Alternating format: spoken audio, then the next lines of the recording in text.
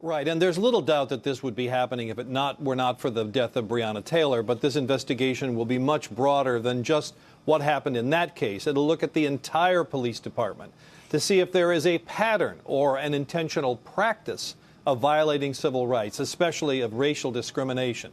So with last week's announcement about Minneapolis, this now makes 2 new civil rights investigations of police departments since Attorney General Garland rescinded a Trump administration policy, one that made it nearly impossible to open these kinds of civil rights investigations.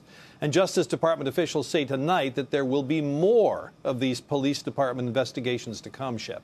Pete, this morning the Supreme Court agreed to take up a case on gun rights, specifically whether you can carry a gun outside your home. Pete, this is a rare kind of case for the court, at least as of late. What can you tell us?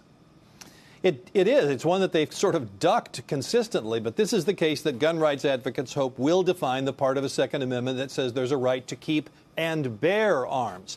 It was 13 years ago when the Supreme Court said, for the first time in American history, that the Second Amendment does protect an individual right to own a gun, that it was not just a right of militias.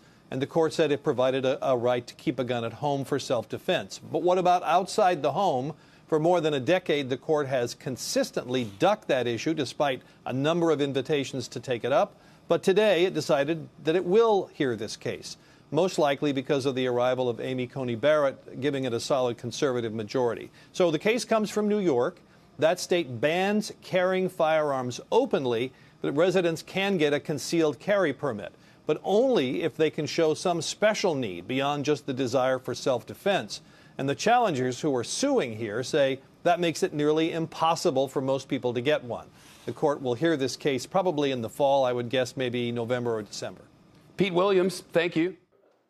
Shepard Smith here. Thanks for watching CNBC on YouTube.